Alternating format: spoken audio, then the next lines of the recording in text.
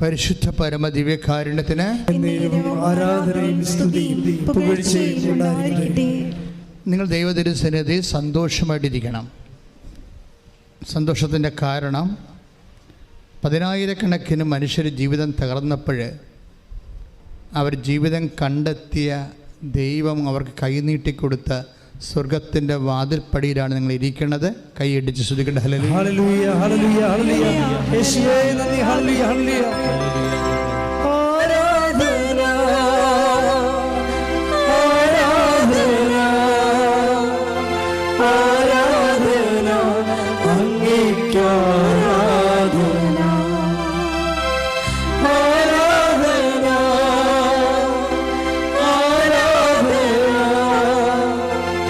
ആരാധന അങ്ങേയ്ക്ക് ആരാധന. നിങ്ങൾക്ക് ഒരു ഗതിയും പരഗതിയുമില്ല, ഒരെത്തും പിടിയും കിട്ടണില്ല. മുമ്പിൽ ഖേവോസ് ആണെന്ന് വിചാരിക്കുക. ഖേവോസ് എന്ന് പറയുന്നത് എന്താ?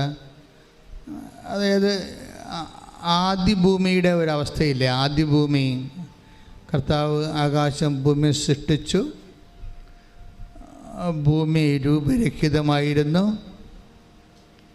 ആഴത്തിൻ്റെ മീതെ അന്ധകാരം വ്യാപിച്ചിരുന്നു. അപ്പോൾ ആഴമുണ്ട്, അന്ധകാരമുണ്ട്, ഒരു സംഭവം കൊണ്ട് ജലം. അപ്പോഴാണ് നമുക്ക് ഇനി മുന്നോട്ട് ആഴവും അന്ധകാരവും ജലവും പ്രളയവും ആയിക്കഴിഞ്ഞാൽ നിന്നപട്ടത്തിന് നിൽക്കാനേ പറ്റത്തുള്ളൂ. ചിലപ്പോൾ ജലം വന്ന് നമ്മളവിടെ മുക്കി ഈ ആഴത്തിലേക്ക് വലിച്ചുകൊണ്ട് പോയെന്നും വരും. ഈ ടൈം ഭയങ്കര സീരിയസ് ടൈമാണ്. ഈ ഒരു സീരിയസ് ടൈമിലാണ് നമുക്ക് ചുറ്റും വെള്ളം കയറുകയും നമ്മുടെ ചുറ്റും അന്ധകാരം നിറയുകയും ചെയ്യുന്ന അവസ്ഥ. കടമാകാം, രോഗമാകാം, ജോലി നഷ്ടപ്പെട്ട അവസ്ഥയാകാം, പല പ്രാവശ്യം എഴുതിയ പരീക്ഷയാകാം. ഇനി എന്ത് ചെയ്യണമെന്ന് ആർക്കും അറിയാൻ പാടില്ലാതെ ഇരിക്കുകയും നമ്മൾ പലരെയും ഫോൺ വിളിച്ചിട്ട് നമ്മുടെ നമ്പരാണെന്ന് കണ്ടിട്ട് അവർ മനഃപൂർവ്വം നമ്മുടെ നമ്പർ എടുക്കാത്ത സമയം വരും. അത് നിങ്ങൾക്ക് എല്ലാവർക്കും ഫീൽ ചെയ്തിട്ടുള്ള കാര്യമാണ്. നിങ്ങളൊരു പരിങ്ങലിലാണെന്ന് കണ്ടാൽ പിന്നെ നമ്മുടെ നമ്പർ ആരും എടുക്കത്തില്ല, റിങ് ചെയ്തുകൊണ്ടിരിക്കും. അപ്പം നമ്മൾ വിചാരിക്കും റിങ് ചെയ്യുന്നുണ്ട്, ആളില്ലാഞ്ഞിട്ടായിരിക്കും എന്നല്ല. അങ്ങനെയല്ല, അയാൾ അവിടെ ഉണ്ട്. നിങ്ങളുടെ നമ്പർ കാണാം അയാൾക്ക്. അയാൾ നമ്പർ കട്ട് ചെയ്താൽ നിങ്ങൾ അറിയാത്തതുകൊണ്ട് ന്യൂട്രായിട്ട് അയാൾ നിങ്ങളെ സ്കൂട്ട് ചെയ്യണമാണ് സംഭവം, ഒഴിവാക്കണത്. ഇതിനാണ് കേവോസ് എന്ന് പറയുന്നത്. നിങ്ങളുടെ ഏറ്റവും നിങ്ങൾ ആശ വെച്ചവരും പ്രതീക്ഷ വെച്ചവരും നിങ്ങളുടെ കോൾ എടുക്കാതിരിക്കുന്ന സമയത്തിനാണ് ആധുനിക ഭാഷയിൽ കെയോസ് എന്ന് പറയുന്നത്. ഇങ്ങനെ ഒരു സാഹചര്യത്തിലൂടെയാണ് നീ പോകുന്നതെങ്കിലും നിൻ്റെ കോള് ഏത് സമയത്തും എടുക്കുന്ന ഒരാളുണ്ട്. അയാളുമായിട്ടാണ് നമ്മൾ ഉടമ്പടി ചെയ്യാൻ വേണ്ടി വിളിക്കപ്പെട്ടിരിക്കുന്നതോ ഉടമ്പടിയിലായിരിക്കണത്. കൈയടിച്ച് ശ്രദ്ധിക്കട്ടെ. Hallelujah hallelujah hallelujah hallelujah hallelujah യേശുവേ നന്ദി. ഹല്ലേലൂയ ആരാധന ആരാധന ആരാധന അങ്ങേയ്ക്ക് ആരാധന ആരാധന ആരാധന ആരാധന അങ്ങേയ്ക്ക് ആരാധന. നമ്മളെ ചോര മണക്കുന്ന ഒരു സമയമുണ്ട്, അല്ലെങ്കിൽ നമ്മളെ മൂത്രം മണക്കുന്ന ഒരു സമയമുണ്ട്, നമ്മുടെ സെക്രീഷൻസൊക്കെ നമ്മളെ മണക്കുന്ന ഒരു സമയമുണ്ട്. നമ്മളെ ആൾക്കാർ കൈകൊണ്ട് എടുക്കാൻ ബുദ്ധിമുട്ടുന്നതും നമ്മുടെ മുറിയിലോട്ട് കയറി വരാനോ നമ്മുടെ ജീവിതത്തിലൊക്കെ എത്തി നോക്കാനോ പറ്റാതെ നമ്മൾ ഒറ്റയ്ക്ക് നമ്മുടെ വിധിക്ക് വിടുന്ന ഒരു സമയമുണ്ട്. ഈ സമയമാണ് ഉടമ്പടിയുടെ സമയം. ഇതറിയണമെങ്കിൽ നിങ്ങൾ take the word of God. Ezekiel 16 അധ്യായം 4-ാമത്തെ വാക്യം വരെ. എസെക്കിയേൽ 16 അധ്യായം 4 മുതലുള്ള തിരുവചനങ്ങൾ. നീ ജനിച്ച ദിവസം നിന്റെ പൊക്കിൾ കൊടി മുറിച്ചിരുന്നില്ല. Praise the Lord. നിന്നെ കുളിപ്പിച്ച് ഒന്ന് ചിന്തിച്ചു നോക്കിക്കേ. നീ ജനിച്ച ദിവസം, നമ്മളെ ഇസ്രായേലിനെ കുറിച്ച് പറയണതാണ്. ദൈവത്തിൻ്റെ തിരഞ്ഞെടുക്കപ്പെട്ട എല്ലാ വിശ്വാസികളുടെയും പ്രതീകമാണ് ഇസ്രായേൽ. അറിയാമല്ലോ, ഇസ്രായേൽ എന്ന് പറയുമ്പോൾ ഒരു രാജ്യമല്ല, ദൈവത്തിൻ്റെ തിരഞ്ഞെടുക്കപ്പെട്ട ജനമെന്നാണ് അതിൻ്റെ അർത്ഥം. അത് ആരുമാകാം. ദൈവത്തിൻ്റെ സ്നേഹത്തിലേക്ക് വിളിക്കപ്പെട്ട, വിശ്വാസത്തിലേക്ക് വിളിക്കപ്പെട്ട എനിബഡി ഈസ് ഇസ്രയേൽ. അല്ല, നിങ്ങൾ പറയും ഇസ്രയേൽ അമേരിക്ക എന്ന് പറയരുത്. ഇസ്രയേൽ ബൈബിളിൽ വിശ്വാസി എന്ന അർത്ഥമേ ഉള്ളൂ. അപ്പോൾ വിശ്വാസി ജനിച്ച ദിവസം, വിശ്വാസം രൂപപ്പെട്ട് വരുന്ന, നമ്മളിൽ വിശ്വാസം രൂപപ്പെട്ട് വരുന്ന ഒരു സമയമില്ലേ? മേരി ചേച്ചി എന്ന് പറഞ്ഞൊരു ചേച്ചി ഈ ദിവസങ്ങളിൽ സാക്ഷ്യം പറഞ്ഞ്, മേരി ചേച്ചി പറഞ്ഞ ഇതാണ്: ഞാൻ വിശ്വാസത്തിലേക്ക് വന്നിട്ട് 7 വർഷമായി, പക്ഷേ എല്ലാവരും എന്നെ ഇട്ടേച്ചും പോയെന്ന്. വിശ്വാസത്തിലേക്ക് അവർ പുതുതായിട്ട് വന്നതാണ്. അതുകൊണ്ട് എൻ്റെ ആങ്ങളെ ഇട്ടേച്ചും പോയി, എൻ്റെ അപ്പ, എൻ്റെ ആങ്ങളുടെ ഭാര്യ പോലും ഞാൻ വീട്ടിൽ ചെന്നിട്ട് സംസാരിച്ചില്ല. ആങ്ങളുടെ ഭാര്യ പോലും ഞാൻ വീട്ടിൽ ചെന്നിട്ട് എൻ്റെ വീട്ടിൽ അവരെന്നെ കയറ്റണില്ല. അതൊക്കെ വിശ്വാസം ഒരു ഇസ്രയേലായി മാറുമ്പോൾ, വിശ്വാസം രൂപപ്പെട്ട് വരുമ്പോൾ നമ്മുടെ ഉറ്റവരും ഉടയവരൊക്കെ പതുക്കെ നമ്മളെ ഇങ്ങനെ അവോയ്ഡ് ചെയ്ത് കളയും. എന്നിട്ട് എന്തിനാണ് ഈ മേരി ചേച്ചി എന്തിനാണ് ഇവരുടെ വീട്ടിൽ അവർ കയറ്റത്തില്ലായിരുന്നു? അവർ കയറ്റാതിരുന്നിട്ടും ഇവരെന്തിനാ ചെന്നതെന്നറിയാവോ? ഇവരുടെ അമ്മ കിടപ്പായി പോയായിരുന്നു. അമ്മയെ കാണിക്കത്തില്ലായിരുന്നു ഇവരെ. വൈരാഗ്യം കൊണ്ടേ സ്വന്തം അമ്മയെപ്പോലെ ഇവരെ കാണിക്കത്തില്ലായിരുന്നു. എങ്കിലും ഇവർക്ക് തോന്നി അമ്മയെ ഒന്ന് പോയി കാണാം. അമ്മ കിടപ്പായി പോയി, അനങ്ങാൻ പാടില്ല, അമ്മയ്ക്ക് എഴുന്നേക്കാൻ പാടില്ല. ബാത്റൂമിൽ തന്നെ പിടിച്ചു കൊണ്ടുപോയാൽ മാത്രമേ ബാത്റൂമിൽ പോകാൻ പറ്റത്തുള്ളൂ. അപ്പോൾ അമ്മയെ കാണാൻ പോയപ്പോൾ നിങ്ങളെല്ലാവരും മനസ്സിലാക്കേണ്ട ഒരു സത്യമുണ്ട് എൻ്റെ അകത്ത്. അതായത് ഈ ദിവസങ്ങൾ വരുന്ന സാക്ഷ്യത്തിൻ്റെ ഒരു രീതിയുണ്ട്. ആ സാക്ഷ്യത്തിൻ്റെ രീതി എന്ന് പറയുന്നത്, ഇപ്പോൾ തന്നെ കൊല്ലത്ത് നിന്ന് ജിബി ആൻ്റണി ഒരു സാക്ഷ്യം പറഞ്ഞു. അപ്പോൾ അവർ ഉന്നയിച്ചൊരു വിഷയമുണ്ട്. ഇപ്പം ഞാൻ വയനാട്ടിലെ മേരി ചർച്ചിൽ നിന്ന് പെട്ടെന്ന് ജിബി ആൻ്റണിയുടെ പോണതിൻ്റെ കാരണം ആ സാക്ഷി ഇൻ്റർകണക്റ്റഡാണ്. ഈ ജിബി ആൻ്റണി ഉന്നയിച്ചൊരു പ്രശ്നം, അവർ ഉടമ്പടി എടുത്ത് കഴിഞ്ഞപ്പോൾ അവരുടെ ഭർത്താവ് ഓട്ടോറിക്ഷക്കാരനായിരുന്നു. അയാൾക്ക് ഓട്ടം ആൾക്കാർ വിളിച്ച് കൂടുതൽ പരിചയമില്ലാത്തവരൊക്കെ ഓട്ടം വിളിച്ചു കൊടുക്കാൻ തുടങ്ങി. പിന്നെ അയാൾ ഗൾഫിലേക്ക് പോകാൻ മാതാവ് ഇടപെട്ടു. പക്ഷേ അവിടെ മകന് ഡെങ്കുപ്പനി വന്ന് കൗണ്ട് കുറഞ്ഞ് ആശുപത്രി കൊണ്ടുപോയപ്പോൾ കൗണ്ട് കുറഞ്ഞ്. അപ്പോൾ ഡോക്ടർ പറഞ്ഞ് സീരിയസ് ആണെന്ന് പറഞ്ഞപ്പോൾ അവിടെ നാട്ടിലൊക്കെ ഡെങ്കുപ്പനിയായി. കൊല്ലത്ത് അതിൽ ഒരാൾ മരിച്ചു, അവരുടെ വീടിൻ്റെ അടുത്തുള്ള ആൾ മരിച്ചു. അപ്പോൾ ഉടമ്പടിയിൽ ഇരിക്കുമ്പോൾ മകന് ഡെങ്കുപ്പനിയായിട്ട് ആശുപത്രി കൊണ്ടുപോയി. ആൾക്കതിന് ആശുപത്രി കൊണ്ടുപോകാൻ കാശൊന്നുമില്ല. പക്ഷേ വേറെ ഒരാൾ മരിക്കുകയും ഇവരുടെ മകന് ആശുപത്രി വെച്ച് ബ്ലഡിൻ്റെ കൗണ്ട് കുറയുകയും ചെയ്തപ്പോൾ ഇവർ ചോദിക്കണ ഒരു ചോദ്യമുണ്ട്: അമ്മേ, ഞാൻ ഉടമ്പടിയിലല്ലേ? അതാ എൻ്റെ ഉടമ്പടി നീ സ്വീകരിച്ചിട്ടില്ലേ? ഞാൻ ഉടമ്പടി എടുത്തതാണല്ലോ. ഇത് എന്തായിരിക്കും ഇങ്ങനെ ക്ലേശങ്ങൾ വരണത്? അയ്യോ, ഇത് ഒരു 10,000 മനുഷ്യർ ചോദിക്കുന്ന ചോദ്യമാണ് അല്ലേ? ഉടമ്പടി എടുത്തു കഴിയുമ്പോൾ നമ്മുടെ വീട്ടിൽ നമ്മൾ പ്രതീക്ഷിക്കാത്ത എന്തെങ്കിലും സംഭവിക്കുമ്പോൾ നമ്മൾ ഓർക്കും, അയ്യോ നമ്മൾ ഉടമ്പടി എടുത്തതാണല്ലോ. ആൾക്കാരെല്ലാം ഉടമ്പടി എടുക്കുമ്പോൾ പറഞ്ഞത് എന്താണ്? ഇനി നമുക്ക് അമ്മ ഉണ്ട്, പേടിക്കേണ്ടെന്നല്ലേ പറയണത്. ഇനി നമുക്ക് അമ്മയുണ്ട്, പേടിക്കേണ്ടെന്നല്ലാണ് എല്ലാവരും പറയണത്. അപ്പോൾ ഇവർ പറഞ്ഞ അമ്മ ഞങ്ങളുടെ കൂടെ ഇല്ലേ? പിന്നെ എന്താ ഞങ്ങൾക്ക് ഇങ്ങനെയൊക്കെ സംഭവിക്കണത്? ഇപ്പോൾ എൻ്റെ ഭർത്താവും പോയി, വരുമാനവും ഇല്ല, ഈ കുഞ്ഞിനെ ചികിത്സിക്കാനും പറ്റണില്ല, ഞാനിങ്ങനെ ഒറ്റക്കായി, മുമ്പത്തേക്കാൾ കഷ്ടമായല്ല ഉടമ്പടി എടുത്തിട്ട്. അപ്പോൾ ദൈവം എന്നിലില്ലേ എന്നാണ് ഇവർ ചോദിക്കേണ്ടത്. അമ്മ ഞങ്ങളുടെ കൂടെ ഇല്ലേ എന്നാണ് ചോദിക്കണത്. അപ്പം അമ്മ ഞങ്ങളുടെ കൂടെ ഇല്ലേ എന്ന് ചോദിക്കുമ്പോൾ ആ സമയത്ത് ആ ആശുപത്രിയിൽ വേറെ ഒരു ചേടത്തി ഹോസ്പിറ്റലിൽ വന്ന്, അവിടെ ബൈ ചാൻസായിട്ട് വന്നതാണ്. അത് മാതാവൊന്നുമല്ല, ചുമ്മാ ഒരു കോയിൻസിഡൻറ്റ് സംഭവിച്ചതാണ്. അപ്പോഴുടനെ ഈ വന്ന അപരിചിതയായ ചേച്ചി ഇവരോട് ചോദിച്ചു, ആരോടാ? ജോബി ആൻ്റണിയോട് ചോദിച്ചു, നിങ്ങൾ ഉടമ്പടി എടുത്താണല്ലേ എന്ന് ചോദിച്ചു. അപ്പോൾ എടുത്തതാണെന്ന് പറഞ്ഞു. എന്താ കാര്യം? ഇവിടെ കാശ് രൂപം കണ്ടിട്ടാണ് അവർ ചോദിച്ചത്. ഇപ്പോൾ ആൾക്കാർ ഉടമ്പടിക്കാരെല്ലാം തമ്മിൽ തിരിച്ചറിയണത് അവിടെ കാശ് രൂപം ഉള്ളത് കൊണ്ടാണ് തിരിച്ചറിയണത്. അപ്പോൾ അവർ ചിലരൊക്കെ തമ്മിൽ തിരിച്ചറിഞ്ഞാൽ കൂടെ നിന്ന് ഉടനെ അവിടെ വിഷയത്തിന് ഉടമ്പടിക്കാരെല്ലാം കൂടിയിട്ട് ഒരുമിച്ച് പ്രാർത്ഥിക്കും. കാര്യം അവരെല്ലാവരും ഉടമ്പടിയിലാണല്ലോ. അപ്പോൾ നിങ്ങൾ തീഷ്ണമായിട്ട് ഉടമ്പടിയിലാണായിട്ടുള്ളവരാണെങ്കിൽ, നിങ്ങളിതുപോലെ ഒരു അപരിചിതരാണെങ്കിലും ഒരുമിച്ച് പ്രാർത്ഥിക്കാൻ അവസരം കിട്ടിയാൽ പ്രാർത്ഥിക്കുന്നത് ശരിക്കും അപ്പോഴും നിങ്ങളുടെ വിഷയങ്ങൾക്ക് എല്ലാം ദൈവികമായ ഇടപെടലുണ്ടാകും. അത് അടയാളം തന്നെയാണ്. അപ്പോഴുടനെ ഇവർ ഈ ജോബി ആൻ്റണി പറഞ്ഞു, ഞാൻ ഉടമ്പടി എടുത്തതാണ്. അപ്പോൾ ഈ വന്ന അപരിചിത പറഞ്ഞു, എനിക്ക് ഒന്ന് അവിടെ പോയാൽ കൊള്ളാമെന്നുണ്ട്, പക്ഷെ പറ്റണില്ല എന്ന് പറഞ്ഞ്. എന്നിട്ട് പറഞ്ഞ് എൻ്റെ കൈ, അപ്പോൾ അവർ എന്തിനാണ് പോണത്, അത് എൻ്റെ കൈ പൊങ്ങണില്ല, കുറേ മാസങ്ങളായിട്ട് ഇത് പൊക്കിയിട്ടൊരു ജോലി നടക്കണില്ല, കൈ തളർന്നു പോയി. അപ്പോൾ ഉടനെ ഈ ജോബി ആൻ്റണി എന്ത് ചെയ്തറിയോ, ഉടനെ പറയും, നിങ്ങൾ സമയം കിട്ടുമ്പോൾ പോവുക, ഇപ്പം മാതാവ് നിങ്ങളെ സഹായിക്കുമെന്ന് പറഞ്ഞു.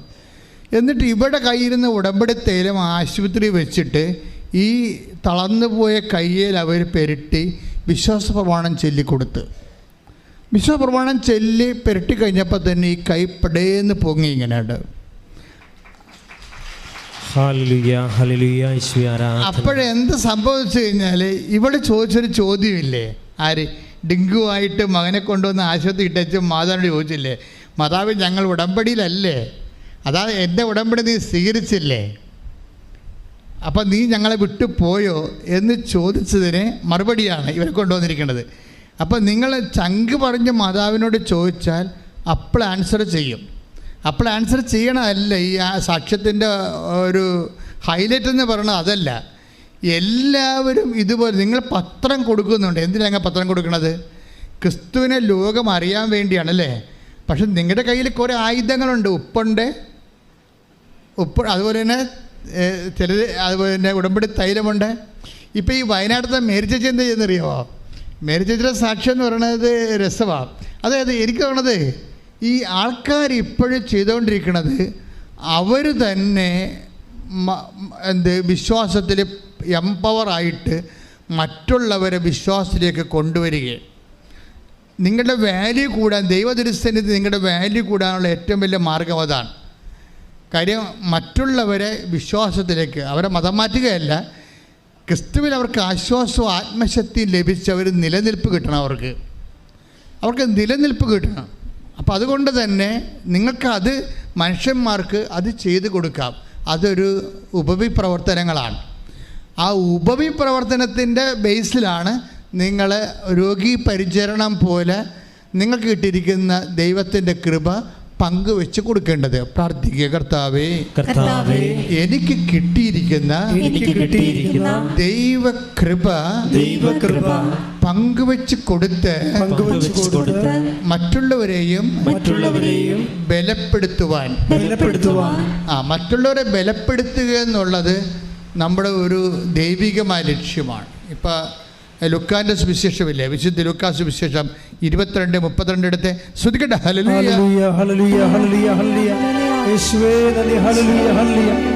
ലൂക്ക എഴുതിയ സുവിശേഷം 22-ാം അധ്യായം 32-ാമത്തെ വാക്യം. ലൂക്ക 22:32.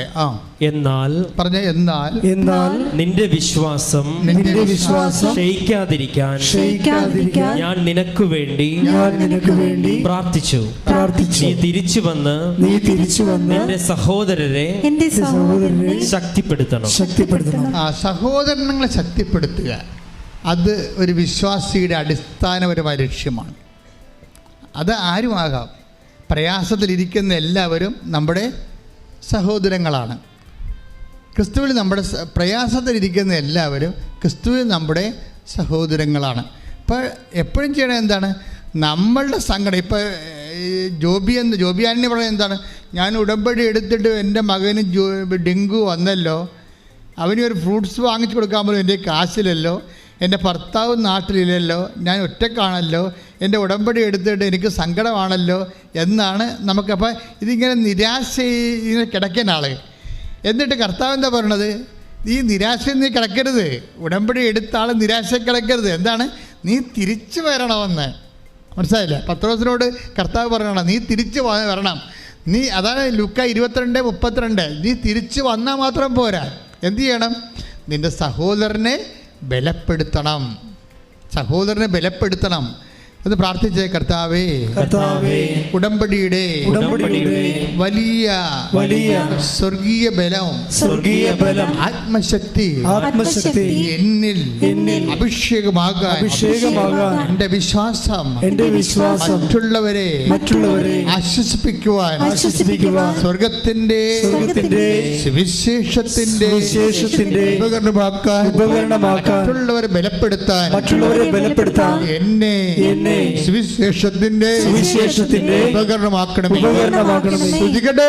Hallelujah, hallelujah, hallelujah, hallelujah, hallelujah, hallelujah. യേശുവേ നന്ദി. Hallelujah, hallelujah, hallelujah, hallelujah, hallelujah, hallelujah. കരങ്ങളടിച്ചോട് പോണം. ആത്മശക്തിയെ ഇറങ്ങി എന്നിൽ വാ, ഇറങ്ങി എന്നിൽ വാ, മഴ പോലെ പെയ്തിറങ്ങി വാ, മഴ പോലെ പെയ്തിറങ്ങി വാ. സ്വർഗീയത്തിയെ ഇറങ്ങി എന്നിൽ വാ, ഇറങ്ങി എന്നിൽ വാ, മഴ പോലെ പെയ്തിറങ്ങി വാ, മഴ പോലെ പെയ്തിറങ്ങി വാ.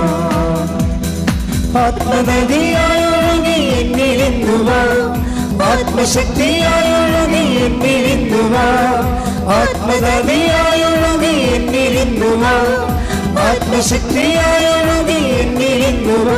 മഴ പോലെ പെയ്തിറങ്ങി വാ, മഴ പോലെ പെയ്തിറങ്ങി വാ, മഴ പോലെ പെയ്തിറങ്ങി വാ, മഴ പോലെ പെയ്തിറങ്ങി വാ.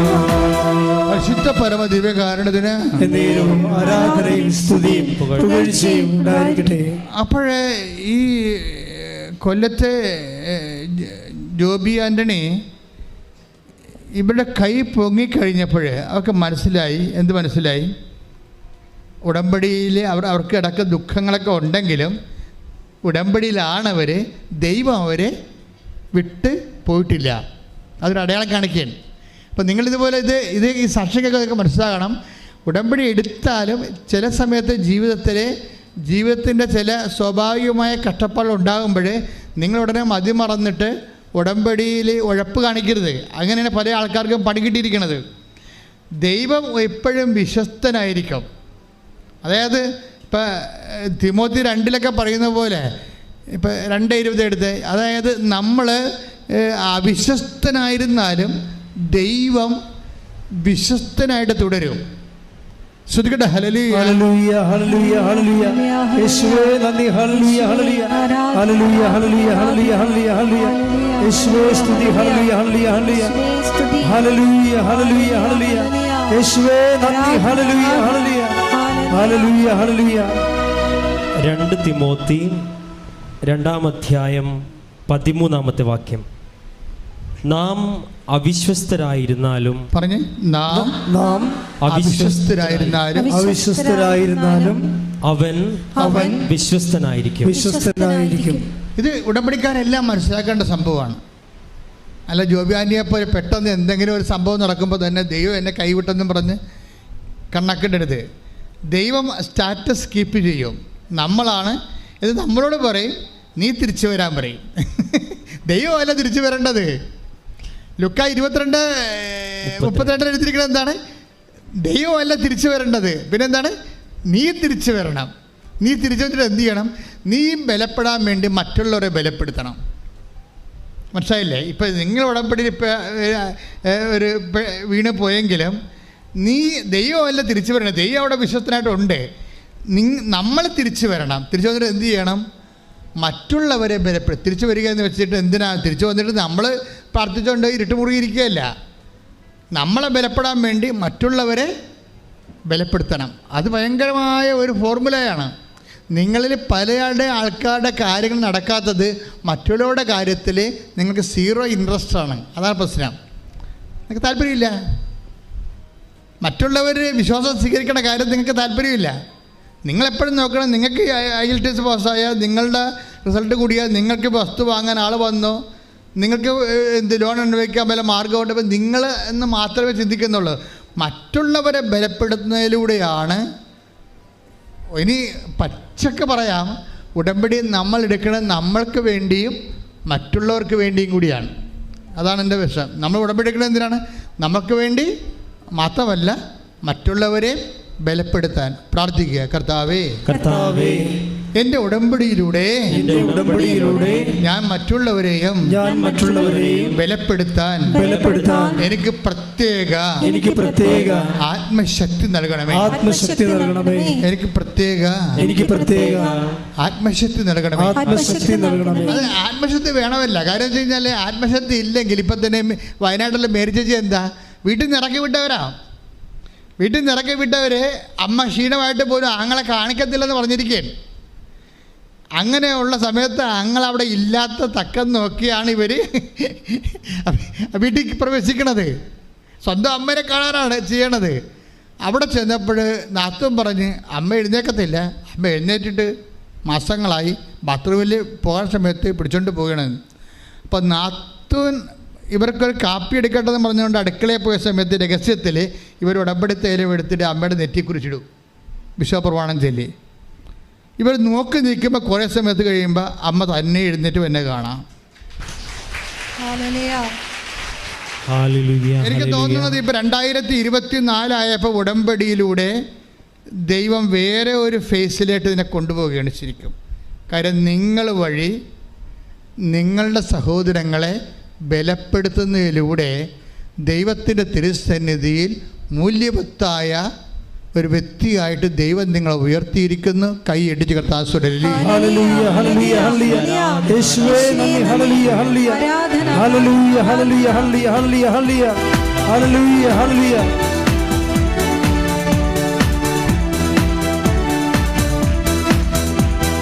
കഴുകനെ പോലെ ചിറകടിച്ചുയരാൻ തളർന്നു പോകാതെ ബലം ധരിച്ചോടുവാൻ.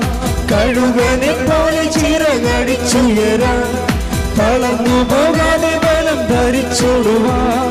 കാത്തിരിക്കുന്നിതാ ഞാനും യഹോവേ, ശക്തിയെ പുതുക്കുവാൻ എൻ്റെ ഉള്ളിൽ വാ. കാത്തിരിക്കുന്നിതാ ഞാനും യഹോവേ, ശക്തിയെ പുതുക്കുവാൻ എൻ്റെ ഉള്ളിൽ വാ. മഴ പോലെ പെയ്തിറങ്ങി വാ, മഴ പോലെ പെയ്തിറങ്ങി വാ, മഴ പോലെ പെയ്തിറങ്ങി വാ, മഴ പോലെ പെയ്തിറങ്ങി വാ. ആത്മശക്തിയെ ഇറങ്ങി എന്നിൽ വാ, ഇറങ്ങി എന്നിൽ വാ. മഴ പോലെ പെയ്തിറങ്ങി വാ, മഴ പോലെ പെയ്തിറങ്ങി വാ. സ്വർഗീയത്തിയെ ഇറങ്ങി എന്നിൽ വാ, ഇറങ്ങി എന്നിൽ വാ.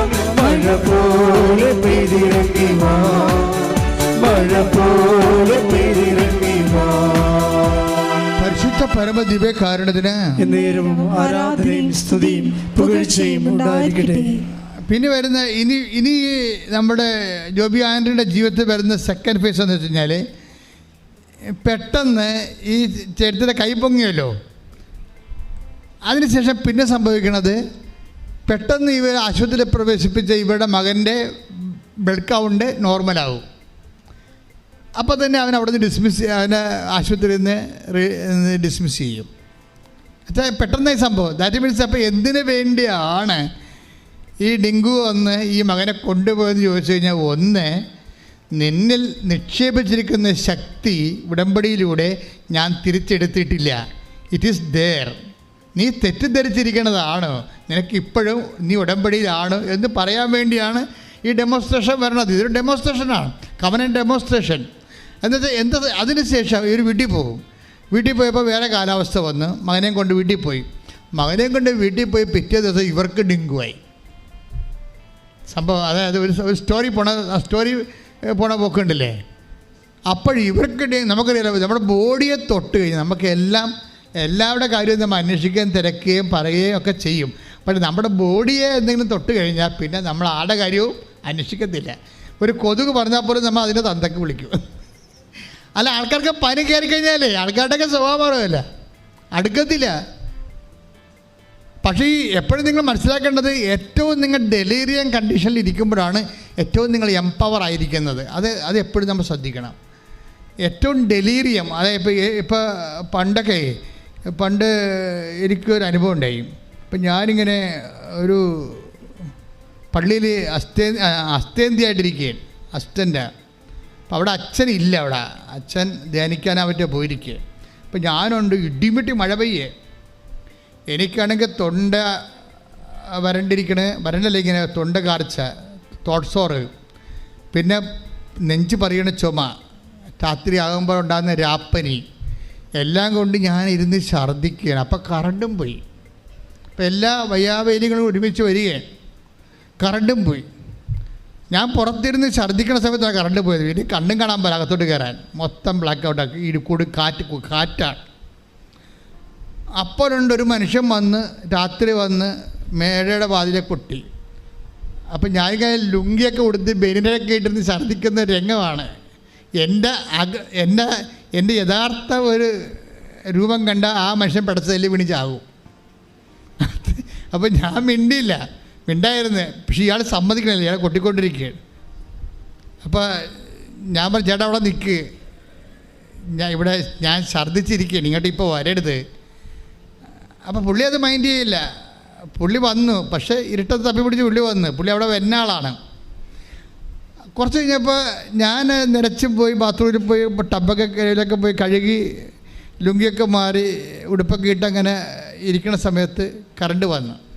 ഒരു മെഴുകുതിരിയൊക്കെ കത്തിച്ച് കണ്ട സമയത്ത് പുള്ളി വന്നു. ഞാൻ എന്നെ ഇത്രയും തിരക്കെന്താണെന്ന് ചോദിച്ചു. അപ്പോൾ ഞാനോർത്ത് വല്ല ഈ ആൾക്കാർ ലാസ്റ്റ് സക്രമെൻ്റ് വരത്തില്ല, അപ്പൻ അമ്മയൊക്കെ മരിക്കാൻ പോകണമെങ്കിൽ ഇതുപോലെ വന്ന് തിരക്ക് കൂട്ടും ആൾക്കാർ. കാര്യം സമയമില്ലല്ല, മരിക്കണേ കൊണ്ടുപോയി മുമ്പ് കുർബാന കൊടുക്കണ്ടേ. അപ്പം അങ്ങനെ വല്ല കേസുമായതുകൊണ്ട് ഞാൻ വളരെ സംയമനത്തോടെ ഇരിക്കുകയാണ് ഈ മനുഷ്യനോട് സംസാരിക്കണം. അപ്പോൾ പറഞ്ഞു, എൻ്റെ അച്ഛ എന്നുവെച്ചാൽ ഞങ്ങൾ 40 പേര് വള്ളത്തിൽ പോയിട്ട് ഇപ്പോൾ 2 ആഴ്ചയായിട്ട് ഒരു കരിനന്ദം പോയി, നന്ദനം എന്ന് പറയാൻ മനസ്സിലാവില്ല നിങ്ങൾക്ക്, മീന്, അത് കരിനന്ദം വെച്ചാൽ കടപ്പുറത്ത് ഒന്നുമില്ലെങ്കിൽ ചെറിയ നന്ദം കിട്ടണ കാലം ഉണ്ടായിരുന്നു, അതും കിട്ടണില്ലെന്ന് പറയും. അപ്പോൾ എല്ലാവരും പട്ടിണിയാണെന്ന് പറയും. അപ്പോഴേ ഒന്നെങ്കിൽ ഞാൻ അവിടെ പോയി വെഞ്ചരിച്ച് കൊടുക്കണം രാത്രി. അവിടെയൊക്കെ ഇരിക്കുമ്പോൾ അങ്ങനെയാണ് എൻ്റെ രീതികൾ. മിക്കവാറും അച്ഛന്മാർ പോകും. അപ്പോൾ ഞാൻ പറഞ്ഞു, ചേട്ടാ എൻ്റെ വശകേടാണ്, ഞാൻ ആരെങ്കിലും നാളെ രാവിലെ കുർബാനയ്ക്ക് ഒരു അച്ഛനെ കിട്ടിയിട്ടേ, നാളെ രാവിലെ കുർബാനയില്ലേ, രാത്രി അവിടെ നിന്ന് പോകണമെന്ന് എനിക്ക് ആഗ്രഹമുണ്ട്, അല്ലെങ്കിൽ ഞാൻ കിടന്ന കിടപ്പ് ശരിയാകത്തില്ല.